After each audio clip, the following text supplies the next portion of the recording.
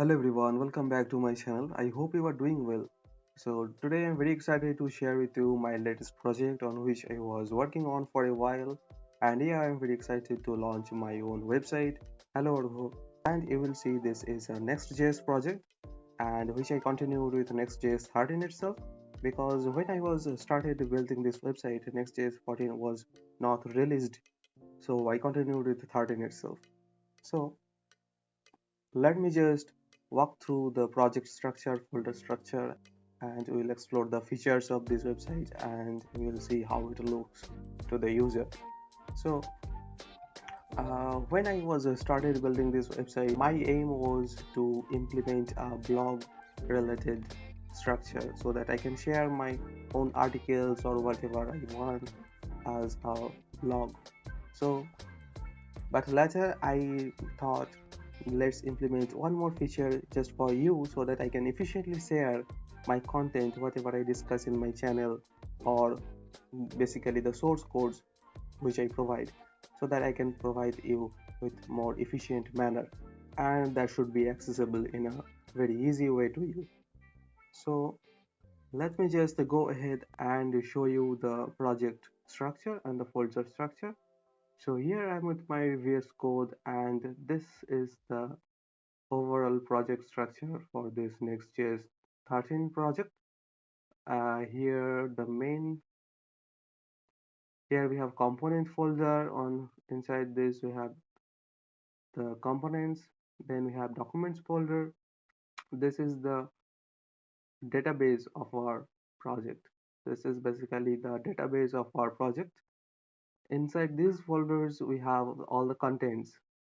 Okay, and then we have this lib folder, and in this lib folder we have done all the logics and related stuffs, functions, and all of that.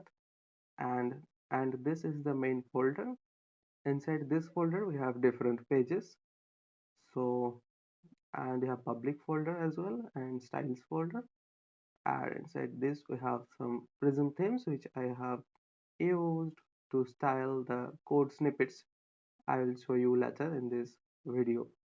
And these are the all configuration files and all of that. I do not really want to discuss the source code of this project because this is huge, and if you want you can easily go ahead and explore the source code in my GitHub repository. You will find the link of this project in the description box of this video. And let me just go ahead and show you how it looks to the user. Yeah, so this is the basic user interface here, and here in the home page we have very minimum content, just a welcome text to the user, and here we have a link to the blog itself, and below you can see the footer section. And here in this right side I have connected all my social media links so that you can easily connect with me as well if you want. Now let's go to the blog page. Here in the blog page you have a title and a small description of this blog. And for now we have only two posts: a beginner's guide to Python programming, and you can see this one, introduction to programming, right language to choose for beginners. So you can easily walk through all the blog articles and you can read this. And if you click on this title, or you can, if you click on this read more button, it will navigate to the content page of this blog. Here we have the header section of this blog. Here we have the author name, title, and the date on which I have posted this, and you have the tags here. And so this is basically a readme file itself, and I'm I'm just fetching all the content of a readme file and showing to the front end. Let me just go once again to the VS Code. Yeah. So here inside this blog post folder, I have all the documents. Basically, these are the readme files. You see, whatever you are uh, watching as a content in the blog page, this is basically a MD file, markdown file. So this is how an image can be added in a MD file. This is the main content of this blog itself. And here I have added, this is how I can implement code snippets inside a MD file. So if you want to see the preview of this in the VS Code itself, I can just show you here. So this is how it looks. You see, and this is how it appears to the website as well. This is how the blog page is looking like, and here we have a small code snippet. So this is how the code snippets will be styled here. So, and at the end of every blog page, I have added one more tab, related blog posts. At the start, you will find this kind of tags. So based on the tags on the current page, the related blog articles which have the common tags will appear here in this section, so that the user can easily go go ahead and read the content of a related blog post which maybe they will be interested with. So I have done that as well. We have just now, for now we have just two contents, two blog posts, so two is showing up here. And let's now go ahead and explore the videos page as well, which I have just designed to share the content of my code snippets, content of my videos, whatever I discuss in my videos, basically the code snippets most essentially, uh, which I'll provide here in this section. Here for now we have only two playlists. This playlist is yet to come in my channel, but this one is already there in my channel, which is C programming examples for beginners.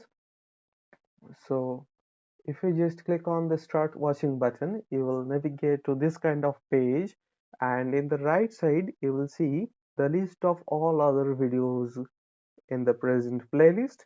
And at this left side, I have embedded the video itself from YouTube, and from here also you can just watch the video, and below we have the content, or whatever the text or code snippet I will discuss in the video, I will give you here.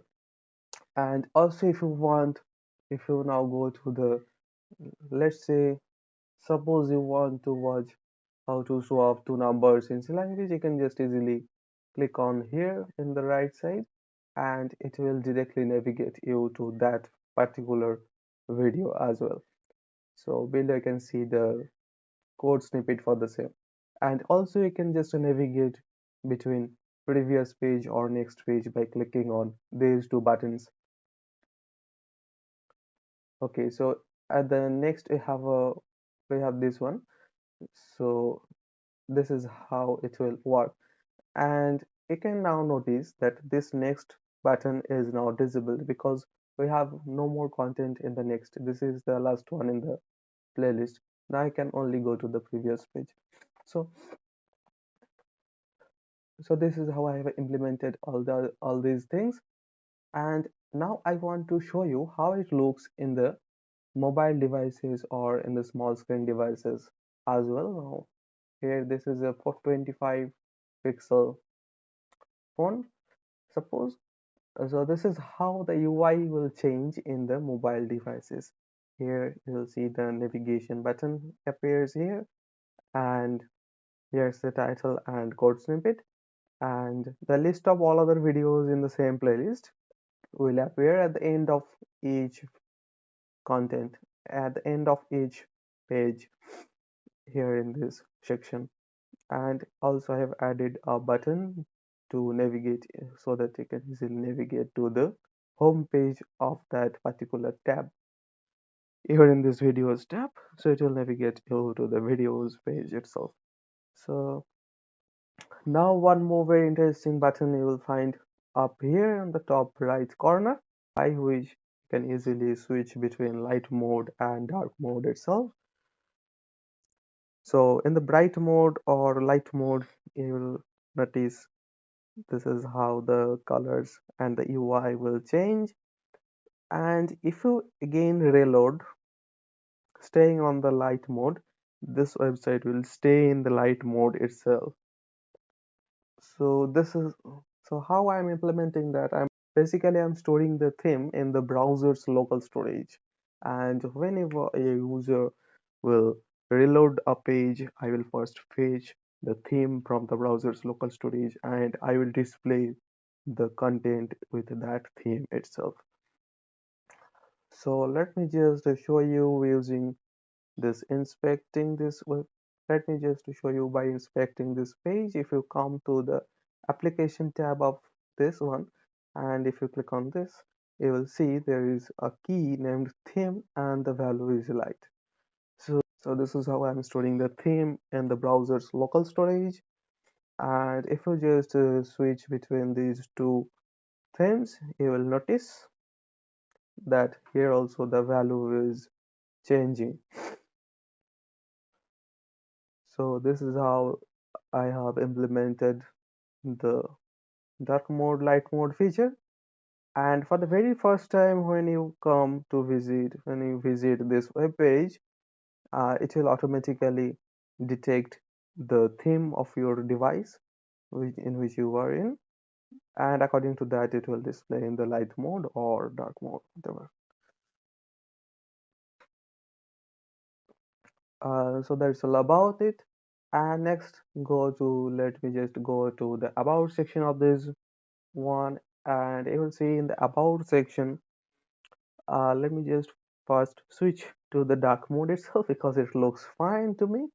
And uh, in this about page you will see this kind of interface which is upcoming. And now if you want to contribute this page, you can simply go ahead and do that.